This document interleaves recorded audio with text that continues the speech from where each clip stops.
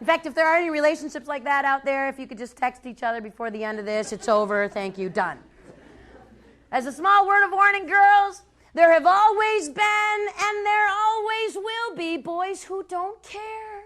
And as long as they don't get hurt in the long run, they will say all the words, I love you. Well, everybody else is doing it. If you won't, some freshman will. I'll die. He's not going to die, and nothing will fall off. He will actually live. And real love respects. Love does not pressure, damage, hurt, take, and walk. Girls, love would never ask you to do something that could damage you for the rest of your life. That's not love. Girls ask me all the time. Boys never ask this. Girls ask me this daily. Well, how would I know if it's love? I mean, how would I know if he loved me? He said, and my heart's pounding, he's cute. Girls, there's only one way you will ever know if this boy loves you. One way. Put a boundary down. Say this far and no further, and watch for respect. You don't have love without respect. It's not possible. For those sores in your genital area, it may cause nausea, diarrhea, and vomiting. Birds are singing beautiful music. There's a waterfall. They're riding bikes. I don't know how. And I'm watching this going, she's gorgeous. Huh? I'm going down to Rite Aid later and asking for herpes because she's got it and she's cute. Well, I want my days to be my days. I want herpes. Students, you know how many people have herpes now? If you are 12 or older, and I'm hoping that's most of us here. If you are 12 or older, 1 in 5 people in the U.S. over 12 is now infected with herpes. 1 out of 5. And that is not the most common STD. The number 1 STD in the United States and Canada and around the world, the most common STD is human papilloma virus, HPV. This is also a virus. What does that mean? No cure. You got it forever. You're going to give it to others. This is not only the most common STD, it is the most contagious STD we know. This is not transmitted the way HIV is transmitted. We'll talk about that in a second.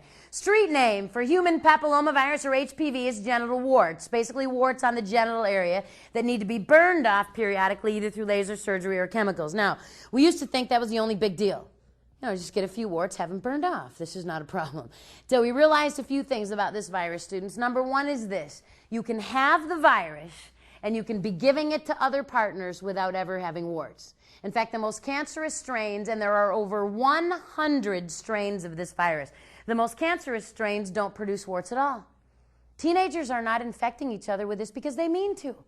You don't mean to. You don't know you have it. Girls, if you do get warts or lesions as a result of being infected with this virus, typically, ladies, they will be on your cervix. When was the last time you saw your cervix? I had an 8th grade boy in Detroit look up at me and go, I don't know. I said, you don't have one, honey, breathe.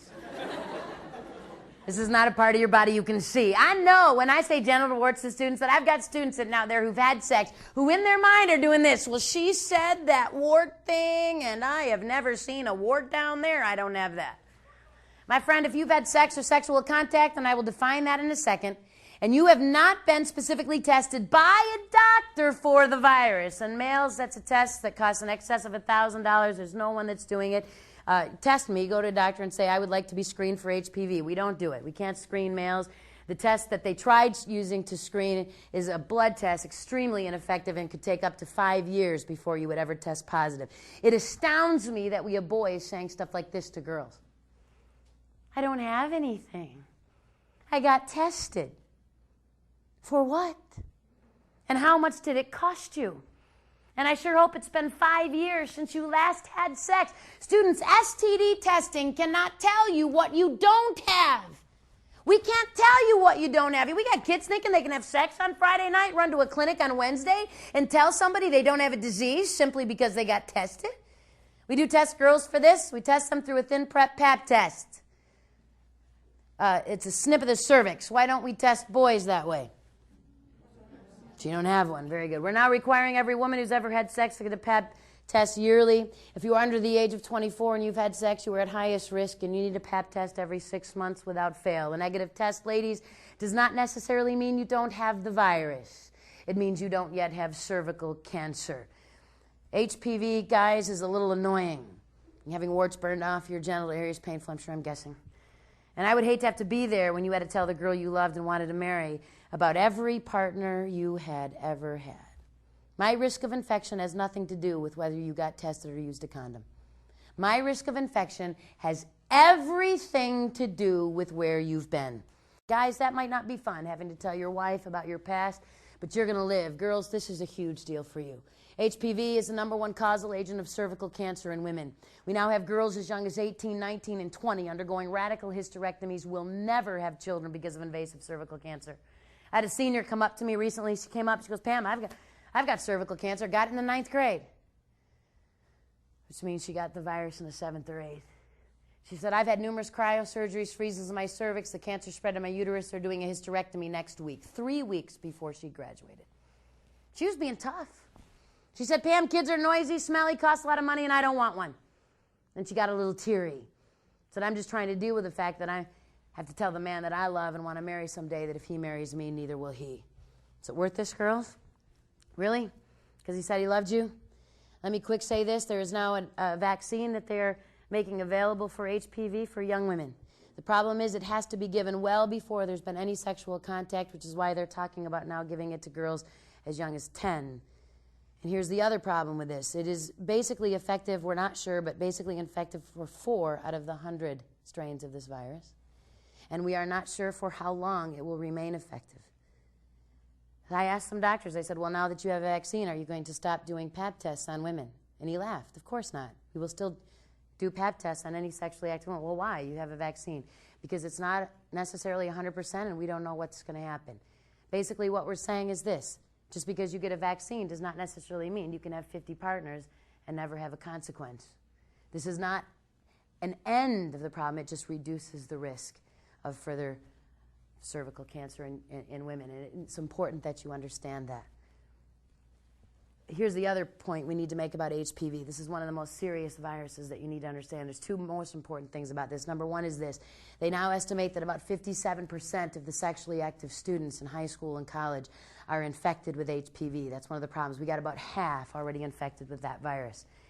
And what that means is there's almost no way that you could have sex with someone who is not, in fact, a virgin and not come in contact with this virus. It's almost statistically impossible. One of the reasons as well, besides just the sheer numbers, is that this virus is not transmitted the same way as HIV. HPV is transmitted through skin contact. It does not require the exchange of body fluids, blood, semen, or vaginal fluid. HPV and herpes are contracted by mere skin contact anywhere in the genital area. All it takes is skin contact anywhere, and you're infected. Let me make that clear. It doesn't take what some of you define as sex. Do you know how many teenagers we've had in our clinics test positive for herpes and HPV who thought they were technically virgins? They thought they could do everything else. See, what was their big fear? What were they worried about? They're worried about getting pregnant. So I can do all this other stuff. It's not sex. It's safe. It doesn't count. I'm still a virgin. I don't have to tell people who I did that with because that's not sex. Students, I am now going to give you the medical definition of sex. This is the medical line over which you cannot step. And if you have stepped over this line, you've risked disease and you need to get tested. And don't you dare tell anyone you're a virgin. Don't you dare. We got teenagers running around going, I'm a virgin, and they're infecting each other like wildfire. Here is the line over which you cannot step. Absolutely no genital contact of any kind. None. Yes, that includes oral sex. One of the most infective ways you could ever have sex. Every single sexually transmitted disease is transmitted through oral sex. And we got kids thinking that doesn't count? That it's safe? Think you're still a virgin because it was oral sex? If you have had oral sex, you're not a virgin, and you can't tell anyone you are, and you will have to tell every partner you have, everyone you've done that with. Is that clear? Anybody confused? I get emails from students. Does that mean shaking hands? We don't usually have genital contact with people we're meeting in the hallway, you know. Hello, nice to meet you. Usually. It takes a little more contact than that. Okay, here's a simple rule. I like it simple. I told you that at the beginning. Here's a simple rule. If you both abide by this rule at all times, you're 100% safe. You can run through these halls yelling virgin. Here it is. Ready? Keep your pants on. Simple. If you've done that, you're fine. If you haven't done that, you need to get tested. Okay, is that clear? Very good. Then there's HIV. You won't spend time on it. It's the virus that causes AIDS. It's deadly. You don't want it. Equal opportunity virus, hurting boys and girls the same. Death is death. In light of that, what are we telling you to do to make sure you don't get this virus that will kill you?